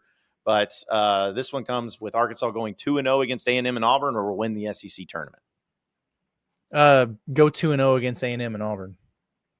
I think so too, even though I think that's a very steep task. Yeah. What do you have to win? 4 games, 5 games? Depending on where Thursday, Friday, Saturday. They'd have to win 5 unless they like really climb the standings in here, which they would probably have to sweep this anyway to get to the point where they only had to play 4. And just two is easier than 5. Right. How many? And you'd also probably have to beat one or maybe both of these teams. Yeah. Teams like that. You know what I mean? I agree. That's definitely going to be harder. How many teams play on Wednesday night this year? 8. Oh, so yeah, there's 4 games. And then it's like the league is so deep. Like if they're going to get 13 teams in the NCAA tournament or whatever, that's like you probably have to beat at least 4 NCAA tournament teams in 4 days as opposed to beating 2 over the course of 4 or whatever. Yeah. But I'm also the same way. How about this? What's more likely, to Big Z that gets drafted in the first round, or a Due Theroux not to get drafted at all? It's more likely that Big Z gets drafted in the first round than Theroux doesn't get drafted at all, I think. I think so too. One, because we've talked about it, not like the deepest draft class of all time. Big Z's already kind of creeped his way into that second round for sure range. Like, I think if the season ended right now and the draft or tomorrow, Z would for sure be drafted. And I think, if he continues how he's been playing, I could definitely see him creeping up there. And I could just see a Dude Thero just being like, especially if he like has a rough stretch down the end, if he's just like, you know what, I'm going to run it back. Or if he just kind of, I don't know. I think a Dude Thero, if he declares for the draft, unless he has a serious injury, he'll get drafted. I was just about to say, like, the only thing I could see is like if he, and I guess we're operating under the assumption that they both declare for the draft in this, because that could change my mind. Yeah. But if we're operating with that assumption, I think I actually might say Thero or Big Z getting drafted in the first round is still more likely, right? Yeah, me too. You mentioned the injury thing. Like, I would wonder about Thero's medicals, because I know he's had all the back trouble and stuff in the past and everything. I'm not saying he has any issues at all, but like something weird like that pops up and then all of a sudden he slides or whatever. But he's been so impactful in this draft. Sucks. He's been pretty much a consensus first round the entire year now. It'd be wild if he just didn't get drafted at all. Right. No. I think maybe I was trying to think, what's more likely, that Big Z goes in the first round or that Big Z doesn't get drafted at all? Not drafted at all. Because that would include him coming back. Maybe so. Yeah. Yep. That's a good one. Yep. Because this actually was on Saracen, and you can go bet on it. So I figured we'd talk about it again today. But what's more likely, Razorback baseball to win all their home SEC series or win all their road SEC series? So to just give everybody a clarification on what those look like, your road series are at Ole Miss, at Vanderbilt, at Georgia, at Florida, at LSU, and your home series are against South Carolina, Missouri, Texas A&M, Texas, and Tennessee. I want the baseball guy to go first. Okay. Well, one, I'm going to say, after this show, later today, we will have I'm going to do SEC record predictions. I'm going to predict Arkansas's SEC schedule. The answer, I feel like, has to be winning him at home, because in the last decade, Arkansas's lost 7 home games. They just do not lose at home much at all. 2022 was the 1 year, and of course, obviously the NCAA tournament, they lose those games. But 2022, I think they lost 2 series at home, and that was crazy. Mm-hmm. It felt weird when it happened. 2018, I think they only lost 3 games the entire year at home. So Arkansas beating good teams at home really isn't that far fetched. The schedule is much tougher at home. I'll go ahead and say that. You get a layup with Missouri, and apparently there's some other one. But then you have A&M at home. That's a tough ass series. LSU, or no, not LSU. Tennessee, that's a tough ass series. Texas, that's a tough ass series. Probably harder than most of your road ones, but beating LSU and Florida on the road in series and not slipping on the banana peel against Vanderbilt. Ole Miss is going to be better than people think, I think. Georgia, a team that went to the World Series last year. Georgia's going to be a tough road series. So I think home is the answer, but I can see the case for road. Yeah. I'll always lean home. You don't just walk into Baum Walker and get out of there with 2 wins. Doesn't happen often. It really doesn't. It only happens in June. Yeah. I will say, though, it is kind of weird, because Arkansas plays South Carolina at home this year. To see Pulmonari or whatever coming back for South Carolina, it's gonna be weird. So I'll again, episode coming out later. Everybody check it out. Arkansas is going to win that series. They're going to sweep it, and it's going to the run differential is going to be 52-4 or something like that. It's going to be absurd what they do to Pulmonari. They're going to take him out back like old Yeller. Oh, well, then we can't wait for that series to get started. So how about this? What's more likely, that John Calipari will get ejected from a game in the rest of the year, Dave Van Horn gets ejected from 2 separate games this season? I don't think Cal's got it in him anymore. Oh, no, he could do it. He hasn't even gotten a tag. He hasn't even gotten a tag. He's going to get ejected now? I don't know. I'm not seeing it. I'm trying to think. Dave hadn't been ejected a ton. He got ejected in 2023 at Georgia, where they got swept, and Ben Bybee gave up a game-winning grand slam. Yep. Dave said he was watching it in the locker room, and he was watching it on was ESPN or ESPN app, and he was I was behind, but he's I heard a roar, and I was oh damn. And so he'll get Dave could absolutely, he's a sneaky candidate to get ejected, but he didn't get ejected a ton. twice though. Yeah, I don't think it's going to happen twice. That's why I think Cal getting ejected down the stretch is the one, because Arkansas is going to be in a lot of close games, tense battles. He might get a like obvious tried to get ejected thing. Yeah, if I say I agree with the Cal thing, because I'm like, I could see it happen against A&M on Saturday, where if he's just like the team, he needs that extra bump, a little bit, kind of like what he's done. I could see it happening then. I was just thinking that, John, where I was like, if it's going to happen, it would probably happen Saturday, because I said it last night on the post-game show. I just recorded the A&M preview, so you'll hear it on the pod at the Palace in the morning. Prepare yourselves to be as pissed off as you've ever been by noon on Saturday. Like with the way A&M plays, you're going to be screaming over the back, cussing out the refs. Like it's gonna be a feisty watch along for that game because of the way they play, and it's gonna be on the road, and you're just gonna feel like you're getting screwed. And yeah, Cal might, if there's an opportunity for him to flip his freaking lid, it's gonna be in College Station for sure. Yep. I can't wait for our chat for the watch along too, and just so people are going to be just screaming all those things. Yeah, I can't. It'll be awesome. So we got some personal ones here. Let's see. What's more likely, Andrew to dub a Golden Spikes winner on the Hogs before SEC play, or to dub the Hogs the College World Series winner before SEC play? Oh, it's definitely the College World Series winner. I'll declare him the College World Series winner right now. That's gonna happen, bro. Yeah, tune in a couple hours, and maybe that'll happen. But I will say, I don't think Arkansas is going to have a Golden Spikes winner this year. Hot take. I'll take the field. I'll take every other player, but I think Arkansas is going to have a lot of really good players, and I think they're going to have more guys on the All SEC teams than people expect. But I don't think they're going to have the Golden Spikes winner, the single one that's going to hit 40 home runs or have a ERA under 1 or whatever.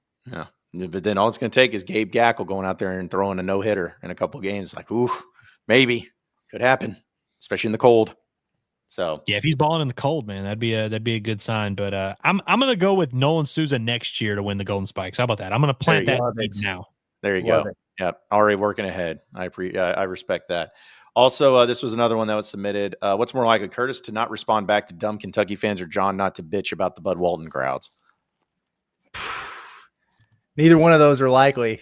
I know it.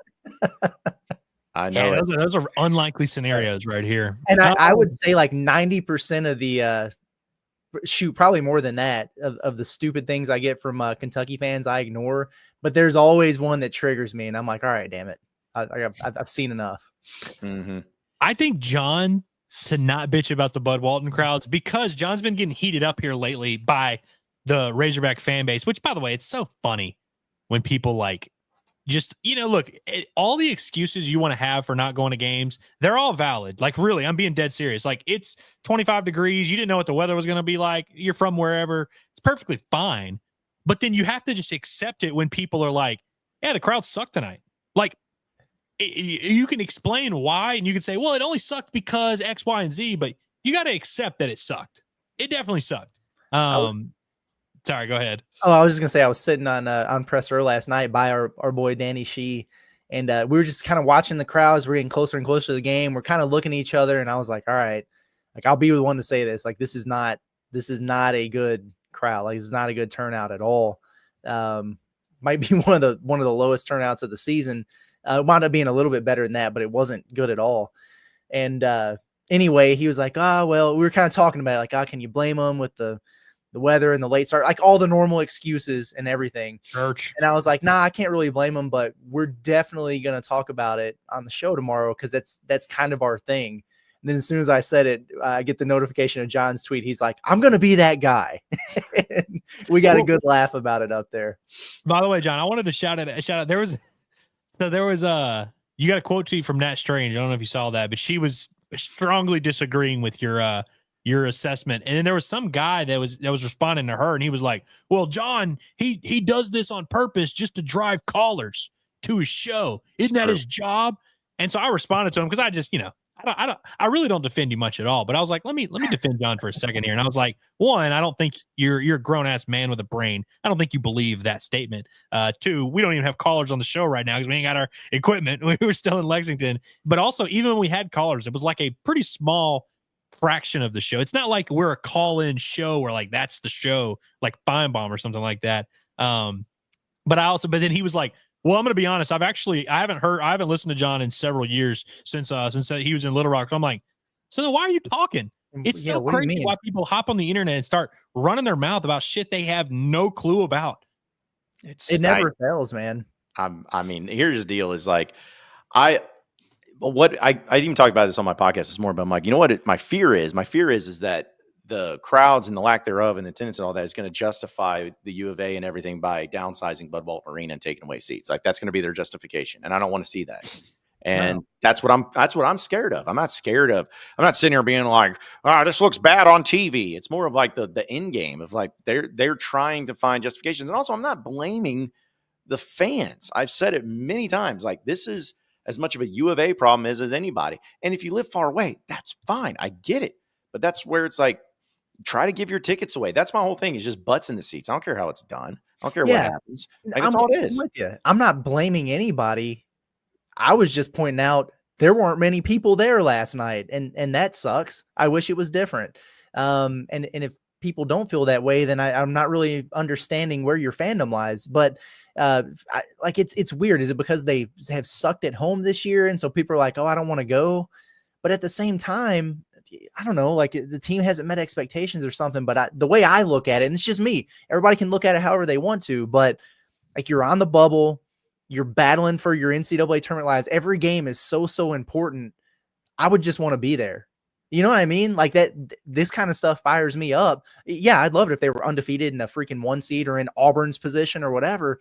But these games hold so much weight. I would be trying to do everything I could to get as much of a home court advantage as possible, especially when they've struggled at home. Like whatever you can do to push them over the top.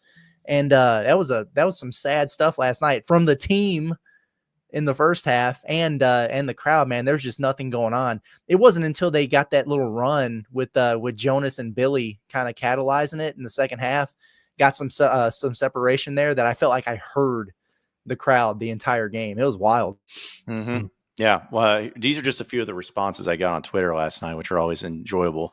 Like MB, I don't know. Again, it's hard to know if he's just trolling or whatnot, but he says, have some respect. My uncle Lloyd suffers from Peyronie's disease, and cold weather makes it hard for him. Try watching a game with this condition, Mr. Perfect. It's like, well, all right. That guy got that one. Like I that one did make me laugh, but I'm like, starving in Africa, John. Yep, exactly. And then another guy, Charlie, says they're 3-7. It's a Wednesday late night. Give the fans a break. The tickets are crazy high. They were there for Bama and then some. I'll tell you this, anybody in Little Rock South ain't coming up like that. A lot of us can't afford it, and I love the Hogs, but it's been disappointing. Piss and moan. That's fair, but then you got to accept it when we say, hey, the crowd's just not good. That's not our way of saying, hey, wow, the fans have really let this program down. There's reasons for it. We understand that, but the crowd was bad. We're going to say that. The crowd's bad. And also, too, another deal, if it's about affordability, that's fine. But again, all the tickets have been bought for. Like, they've all been bought. So they're out there and available. But another thing, too, is like no other fan base. Like somebody sent me a picture of Ole Miss when Kentucky came to town. They're like, everybody's having this problem. I'm like, that's Ole Miss basketball because they do not care. Right. Like, is that your Arkansas basketball, for crying out loud? Yeah, is that who we're comparing ourselves to now? Yeah. Ole Miss fandom. And so that's my thing. If that's the case, like if you just want to accept being mid, then accept it. But I don't want to hear a damn thing when they start putting out these preseason lists about most intimidating environments, craziest fan bases, whatever. And people are like, oh, Jeff Goodman just hates Arkansas. That's why you didn't put him on there. No, it's because you suck. Yeah. There you go. You didn't show up to games. That's my thing. Is like then Bud Walton, even 3 years ago, was a place that was sacred. We all took a lot of pride in that atmosphere being awesome, and it was awesome. I mean, it was something that I felt like united the fan base, and I just don't think it's a hot take to say that allure, that feel just does not exist in the fan base. That pride in it being an elite atmosphere doesn't exist anymore, and it's perfectly fine. I understand why it doesn't exist, but you don't get to get mad at people for pointing it out. Yeah, that's all. And we're not even blaming the fans. We blame the university a ton.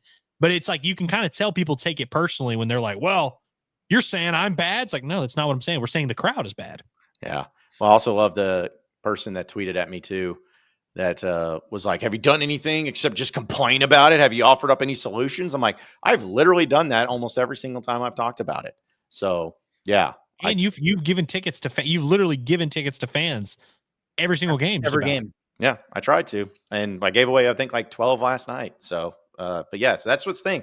Just trying to get the people's butts in the seats, man. It's all that matters. Like David's over here saying, hey, if y'all want to give me some tickets, John, I'll go if nobody else wants to go. See, that's what that's why I do what I do with the ticket stuff. Because I'm like, I know there's people wanting to go. You just got to get the tickets. Shout out to our guy Drake. He says one more time, 6-year-old daughter walked in the cold and I let her miss school today. Haha, the Razorbacks matter. See, that's what you need to do. There we go. And you need to have that mentality. But yeah. All right, a few chats here, folks, because I know we're getting close to wrapping up. A shout out, I meant to get to David in super chat. Appreciate you, David, by the way. He says, the back end of March should be hosted from Nashville at the SEC tournament and Vanderbilt weekend series. Make it happen, John. So the dates don't really line up. Like, I know they're in the same vicinity, but it'd be like a 17-day trip to Nashville. Yeah, when we love Nashville, don't get me wrong. Now, if it was like the same weekend where like Arkansas basketball started on Wednesday or whatever, and then like Razorback baseball played at Vanderbilt starting Friday in Nashville, like that would be perfect. That would be awesome. But yeah, it's not likely going to be that way. But we appreciate it either way. Ryan also says, do you think the site of SEC baseball tournament should be in Hoover every season? What about the College World Series always being in Omaha? No other sports does this. Why baseball? Well, how we feel about Hoover? So I don't love Hoover much at all. I just also like don't really have that much of a problem with it. I'm more open to that moving around because obviously basketball moves around here and there. I'm cool with that just because like Hoover, it's run. It's like I've gone there. I've had a good time. I don't know when I'm going back. But Omaha, who has a problem with Omaha? What's wrong with Omaha?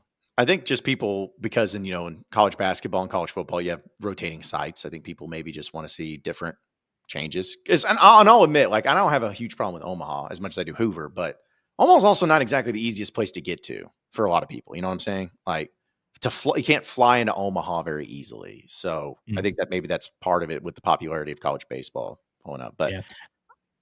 I don't know. I don't want to lose the Omahogs, moniker.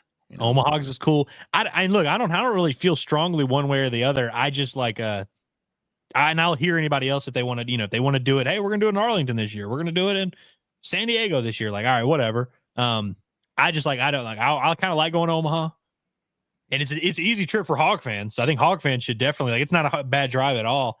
So it's kind of cool for me. But Hoover, I can definitely be open to moving that sucker around. Play it in like minor league parks wherever. I'd be cool with that. Not to mention the hotels are insanely expensive. Like they just jack up those prices, man. That's another thing that's really annoying. But I mean, it's what you do. It's part of it. It stimulates the economy, the local economy. They do what they got to do, man. Dude, Omaha literally, they really do like live and die with the College World Series. Dude, that one place that has the Jell-O shots or whatever. I mean, good grief. Rocco's? Yeah, Rocco's. Like that's like I'm pretty sure that they don't do any business. They were probably only open for College World Series that couple of weeks, and that's what keeps them going.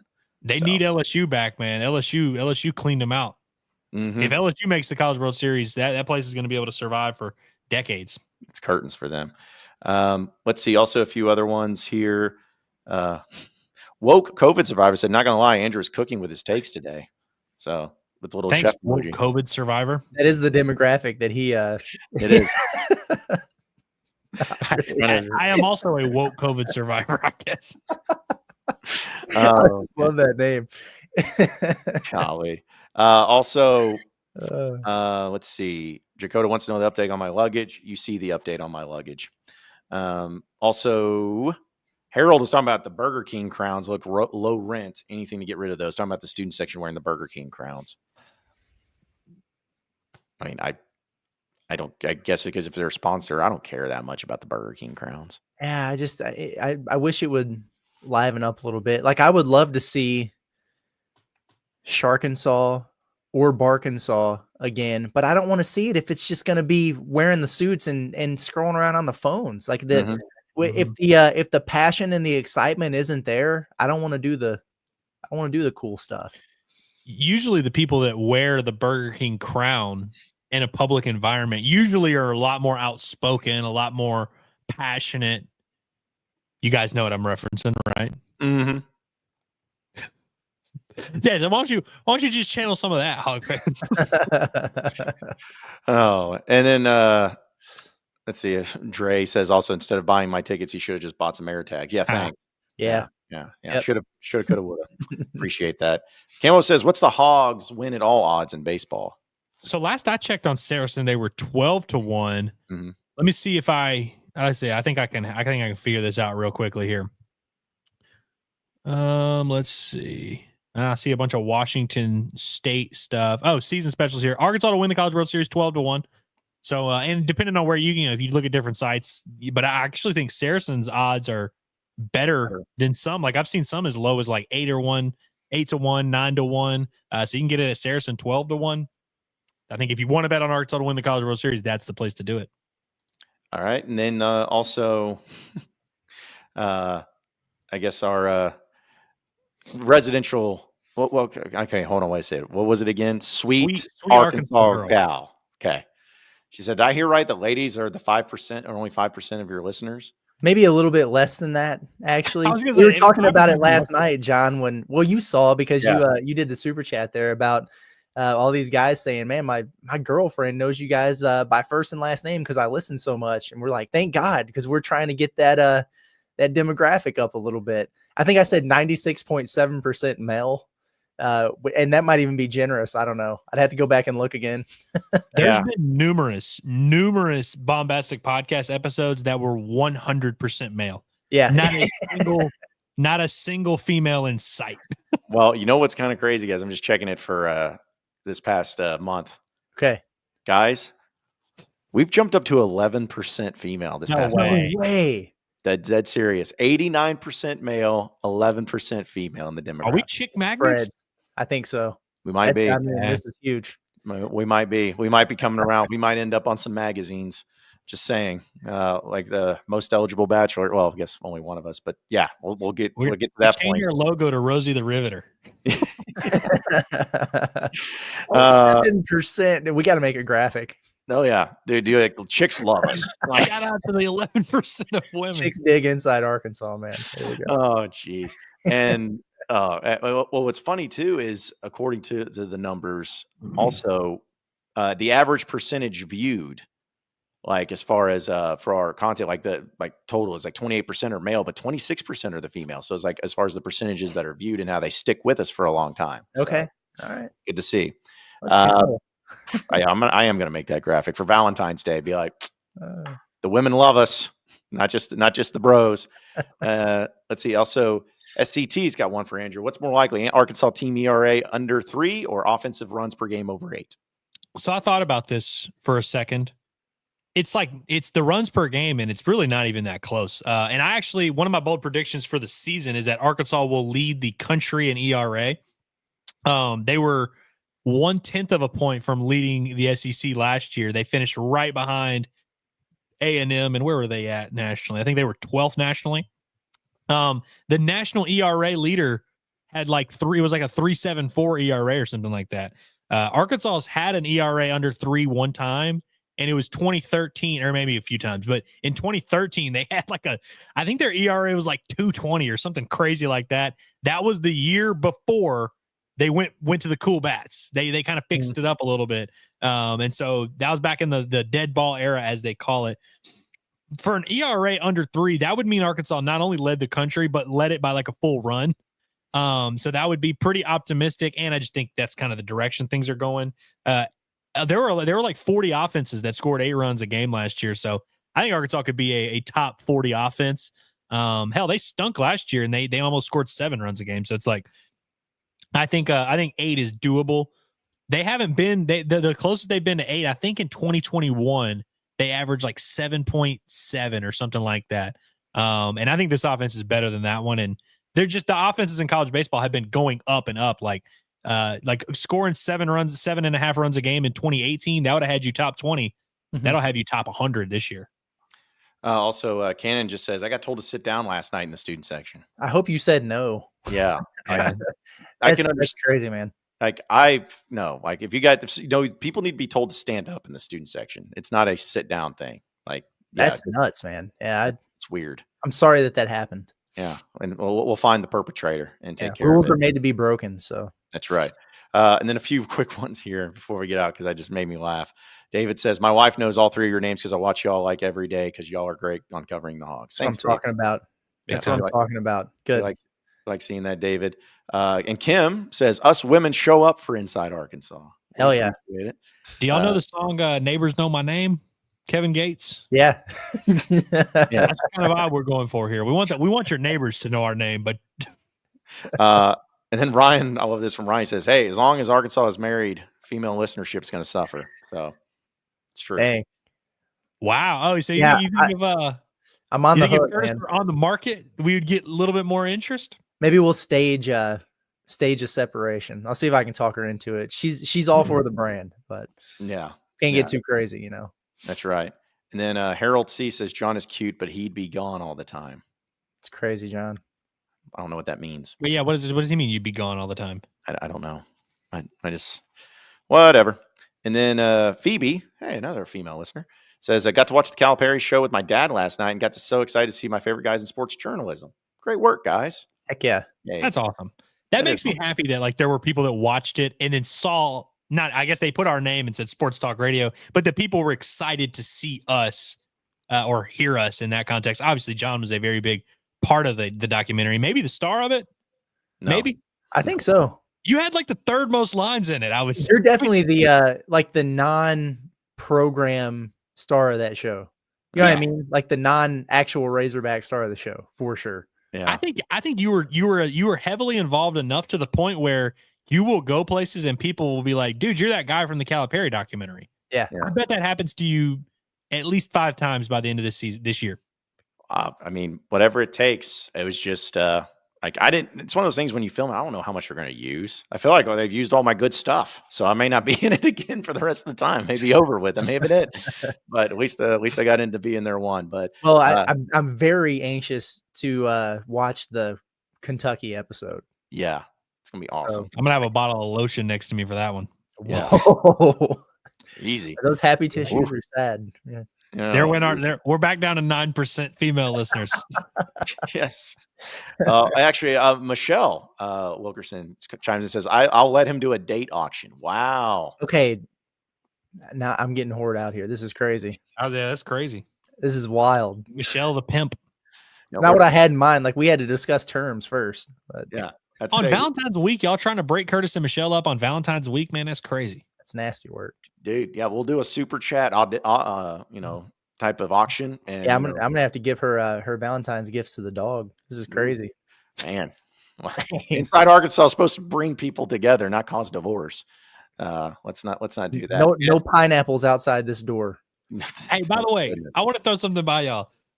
I got a text while we were on the show from Hillary, and she said, "Hey, just a heads up, I don't want flowers this Valentine's Day." What the hell is that? I hate those mixed messages. Yep. And I know it seems direct, but there's no way it was. There's a test. It's a test, man. It's like, one, I pray Hillary's not listening. I don't think she is. There's a delivery going to JB Hunt tomorrow. Like, let's just be honest. So like, I hope that she doesn't mean that, but also like, that's crazy, right? Is it flowers? Is it like an edible arrangement? It's like a little flower, like a little thing. They're gonna bring it. You know how it is. Like when you work in an office as a woman, you definitely on Valentine's Day want that announcement. Oh, Hillary Frank. Oh yeah, here you go. Here's this big old flower arrangement. All that little balloons and stuff. Here's the thing. I understand there are a lot of women out there who are like, I'm not. It's not about the gifts and it's whatever. Hillary is not one of those women. I feel like she's definitely messing with me a little bit, and so I think so too. There would be no other reason to say that. Yeah, I feel like, dude, I don't think I can get a refund on the flower delivery. I'm just gonna be honest with you. I don't think I can. It's just, dude, I'll roll with it because even if she said no, I'd be like, still do it. Even if she gets mad at you, still do it because that way it's at least you're still showing you're doing it. It's not. When I've got other stuff in the chamber outside of the flowers. That's just at the work. And it reminds me of the Office episode where Phyllis kept getting all the big stuff from Bob Vance, and Pam was like, "I thought we were not going to do gifts this year." Or Roy said to Pam, "I thought we're not going to do gifts," and she's like, "Well, yeah, but I wanted something." It was like. Do you remember what he gives her? Yeah, the best sex of your life or whatever it was. Like, what a deal. Yeah. Jeez, it's like I love how we keep getting this. We're gonna have a fun on our Valentine's Day pre-show tomorrow. But Phoebe's like, stop giving us flowers, please. We want food. Oh well, I got some of that. Don't you worry. I got that in the. I'm actually cooking tomorrow after the bombastic watch along wraps up. A little Louisiana spice, a little Cajun stuff. Chef Ellis with the pot. It's gonna be Michelle's family would be proud of the dish. I don't remember what it's called, but it's some type of pasta type of thing. Okay. That works too. She's Italian, everyone. Yeah. And she's up in that area where they got some. Yeah. All right. And I promise the last one, but Dalton says super excited for the Valentine's Day background John cooks up tomorrow. We're gonna have a good one. It's gonna be a good one. Shoot. I forgot about the that. intro is gonna be fire. Dude, we get treats like that, man. I forget about that. I'm telling you, some Kenny G is. I think it might be the move for our intro music. I don't know. We'll look into it. But yeah, we're gonna have some fun. Which, as a reminder, folks, again, 11 a.m. tomorrow. We're going early with Inside Arkansas Live because at noon, Razorback baseball starts up, and you'll be able to watch the bombastic watch along starting at noon with Andrew Ellis. So, well, fellas, any final thoughts before we get out of here for the day? No, I don't think. I'm pretty happy with the way this has ended. I don't have anything to put on to the tail end of this. This was good. Yeah. This was good, and like you said, see y'all tomorrow at 11, an hour early. Take that lunch break early, or just skip work altogether. And if you can't get off work early, make sure you tune in at noon for the Razorback season opener. I'm buzzing, dude. I'm so excited. Subscribe to the YouTube channel. Subscribe to all of our podcasts, and we love you. Buy the merch. Buy the merch. Buy the merch. Oh, I appreciate everybody. Shout out to our guy, Matt Bohannon, by the way, who tweeted at us and was like, hey, man of my word. If you feel that you don't have to send us the confirmation, but we appreciate that. When we see that people are buying it, obviously we can see when people purchase it, but we like to see the names of the people who are, especially if we vaguely kind of know your existence. Yeah. And also too, when you do receive the merch, which by the way, real quick, it is a pre-order, folks. So it's not like, oh, you order it now and you're getting it like tomorrow. It's a pre-order because that way we know how many items we have to actually get made. So that way we don't overorder, underorder, anything like that. So it's going to be about a week or two before, shipping goes out and all that stuff. So just be patient with us, but it is awesome. But when you do get the gear, be sure you rock it. And then you can take a picture of it and you can send it to us. And we may even repost it. We may retweet it for you. So maybe we'll see how you look in it.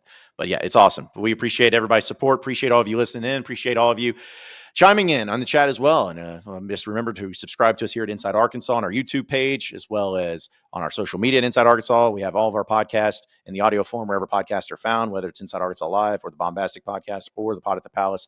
We have it there too. And of course, our merch at insidearkansas.com.shopify.com. I don't know what was happening there, but that's okay. It's a perfect way to end the show. So for Andrew Ellis, as well as Curtis Wilkerson, I am John Neighbor. Same sports show, same sports channel tomorrow at 11 in the morning. We'll see you then. Have a great rest of your day.